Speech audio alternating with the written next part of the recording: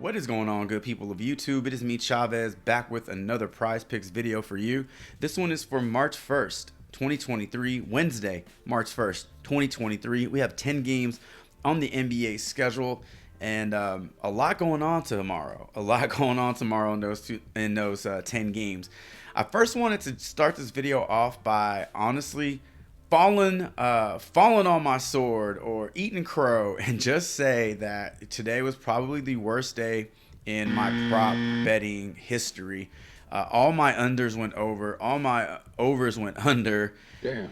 It was rough. And I definitely stand by the picks that I made. I'll never make excuses for them. I'll always own them. So that's what I'm doing here today. And I'll let you know, it's much tougher to record a video after you have a bad night like this.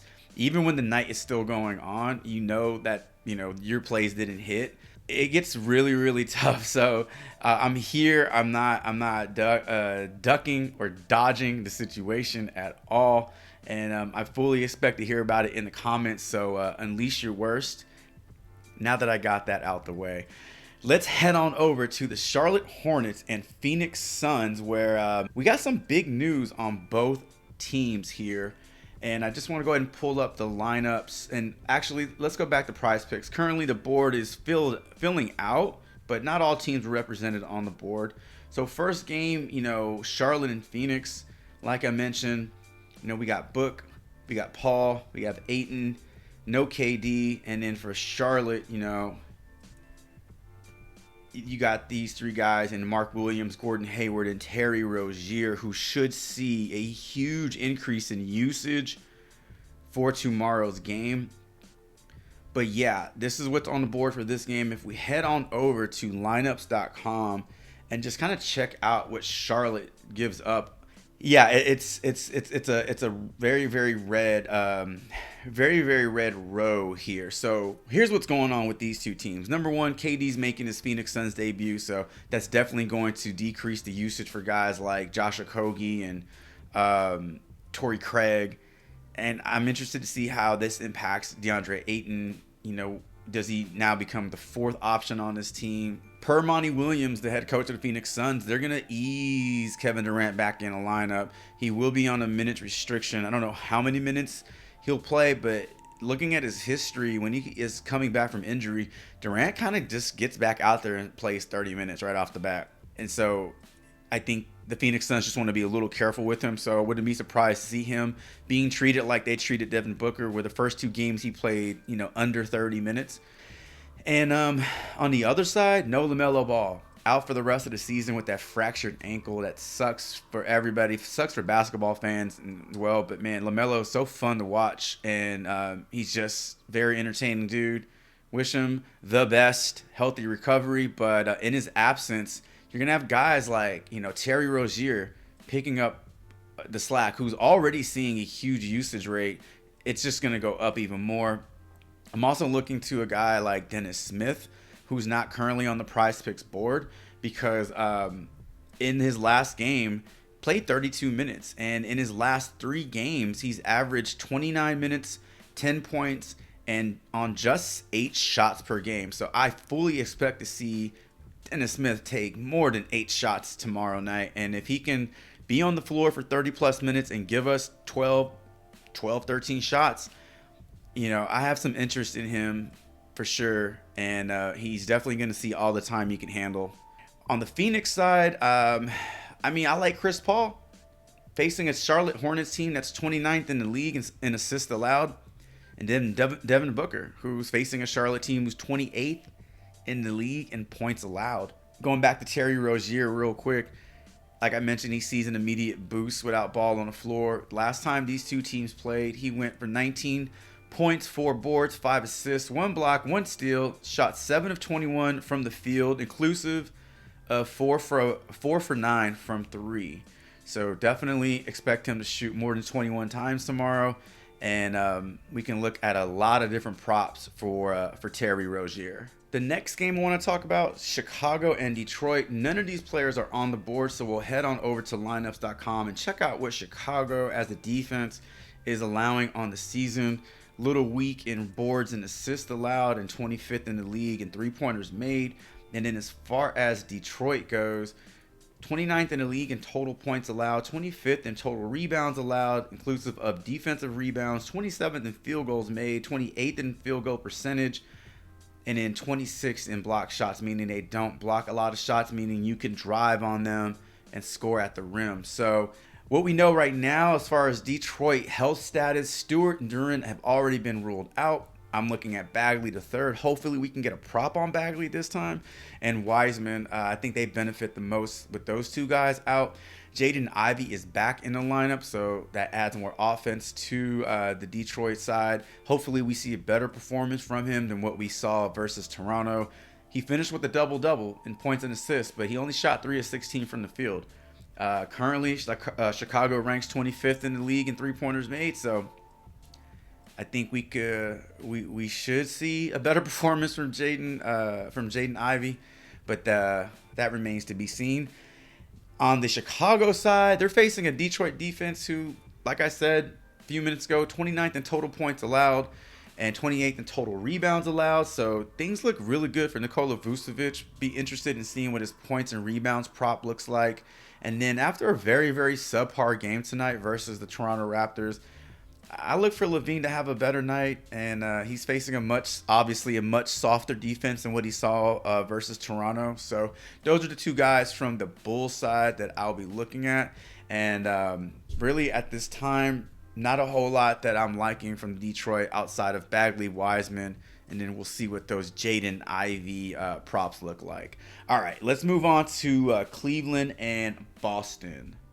All right, so we have quite a few props on the board for the Boston-Cleveland game. I just want to go over some quick notes that I have for this game. Not looking to start making picks just yet. So on paper, both of these teams pretty good defensively. You know, it's very difficult to attack these two teams when you see what their stats look like. Not a whole lot of red going on for each team. In fact, less red going on for the Cleveland Cavaliers. But these teams are pretty vulnerable. I mean, you know, I don't know which Boston team's showing up tomorrow. They look different from game to game. I mean, it's kind of tough to watch them when they play like they played versus the Knicks. And boy, they came back and won against the 76ers, but it was a pretty ugly game up until like the last 5 or 6 minutes. So you don't know what you're going to get with Boston as of late. And while I want to speak really highly of Donovan Mitchell and like say, oh, we got to play Mitchell because he's just going to toast these guys. But, you know, that's not where you attack Boston. In my opinion, you keep it simple and you attack them where they're the weakest. And that's, you know, keeping bigs off the glass. And we just saw Mitchell Robinson post a 10-point, 13 rebound double-double, 2 blocks and 2 steals. So looking at Cleveland, I like Jared Allen right off the bat and followed by Evan Mobley. You know, I like their 2 bigs tomorrow. And, you know, that stands out to me. And then as for the Cavaliers, I mean, we're seeing like different teams show up night in, night out. Like that Atlanta game, they got stomped out. Then they come back a few days later and they have a good game versus the Raptors. They win by 25. But that game in Atlanta, they lost, you know, that game pretty easily. And you had Murray and Young both combined for 38 points, 20 boards, 10 assists. I mean, monster game from these guys. And I don't know. I look at Boston and say, okay, well, you know, their version of that is, you know, Jaylen Brown and Jason Tatum. So I'm not ready to lock in their points or anything right now, but I definitely want to start my research, my prop research with these two guys and then build around them. I don't know. I just feel like this game is a pick 'em kind of game. You know, I know Boston will be favored by a few points because they're at home, but honestly, it can go either way. So, all right, let's move on to the LA Lakers and OKC Thunder. Looking at lineups.com, we can see that the Lakers show a lot of red all across the board. Points allowed, rebounds allowed, assists, field goals made, three-pointers made. And then with OKC, really bad on the boards, like dead last across the board in rebounds allowed, offense and defense, and then a little susceptible to that three-pointer. Now, the Lakers just played played and lost a really tough game to the Memphis Grizzlies tonight. So I'm interested to see how much energy they have left for this game versus OKC. So at the time of recording this video, they were hanging in there with Sacramento. They didn't look like they were going to win, but they were keeping it close enough. So both teams are all in the back-to-back. So I don't know. We see some flat energy tomorrow from these guys. Now I know I've already eaten my crow and owning the bad plays of today, and one of those bad plays was AD. But I do think it's worth mentioning anyway that the Lakers, they're just going to continue to lean on this guy heavily until they're out of the playoff race, and then they might shut him down. But his upside with blocks is just incredible. It just sets him up for strong fantasy performances. I mean, currently, you can see OKC's 30th in the NBA in rebounds across the board. So for AD, this looks like a strong play. I don't know if we see another 5-block game from this guy tomorrow, but I mean, it's possible. It's possible. Last time these two teams played, LeBron was the focal point as he was making history, setting the breaking the points record. So in that game, AD had 13 points, 8 boards, 2 assists, 2 steals, 1 block in 31 minutes. As you know, LeBron's not playing tomorrow. And then on the other side, no SGA. Well, I don't think there's an SGA. I don't think SGA is playing tomorrow. He's not on any injury report that I can see, but he's battling an ankle injury, and I don't think he's playing tomorrow. The OKC offense isn't the same, without SGA, but we still can see value in guys like Isaiah Joe and the Williams boys, Kendrick Williams, Jalen Williams, all three are seeing big minutes and seeing like strong usage without SGA in the lineup. As of now, I mean, obviously we're looking at AD. We can look at guys like Malik Beasley and even maybe Lonnie Walker, who had a pretty good game tonight. And then on the other side, like I mentioned, the Williams boys, all three of them, Isaiah Joe, and then, Josh Giddey just leaves a little bit to be desired. He's been slumping a lot without SGA in the lineup. Another bad performance tonight where if you took his under, you cashed. So we'll see what his props look like tomorrow. But right now, that's what I have interest in. High-level look into that OKC LA game. All right, last game I want to talk about is the Memphis and Houston Rockets. So right now, no Memphis Grizzlies, no Houston Rockets on the board. We'll head on over to props.cash and we'll check out what the Houston Rockets do on defense, which is not a lot. Not a lot. So currently 27th in the league in total points allowed, 30th in three-pointers made, 21st in field goal percentage, 26th in three-point percentage. I'm not going to read all that to you. You can see it.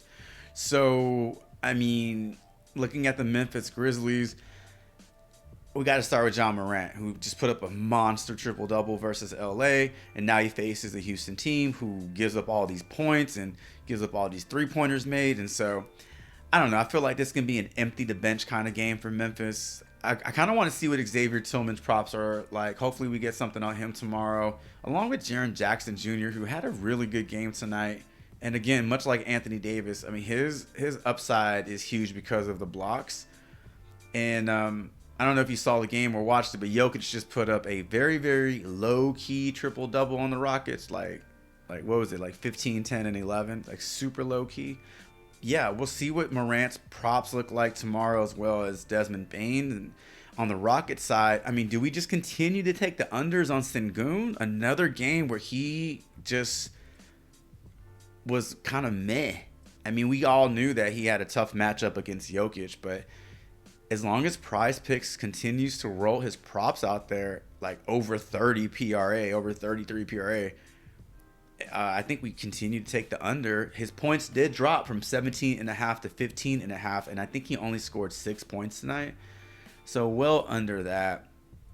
Possible to keep taking the under on him as a, I don't want to call it a free square, but it's kind of feeling like that as of late. So real quick, let's go back to the Prizepicks board and see if anything has changed. I don't think anything has been added to the board, so we're going to go ahead and call it a video, ladies and gentlemen. Thank you so much for stopping by the channel and just checking this video out. Super high level look into tomorrow's 10-game slate. We covered a handful of games, left a few games off the board, but those are the games where I saw some opportunities, and then some possible buy low opportunities with injuries being a factor. Let me know in the comments below if you have your eye on any prop already, or if you've already locked somebody in. Drop that in the comments below. Also, let me know what you think about these super early looks and observations into tomorrow's 10-game slate. And as always, I appreciate all the support, the likes, the subs, the comments. It means a ton. Until tomorrow's final look video, Chavez is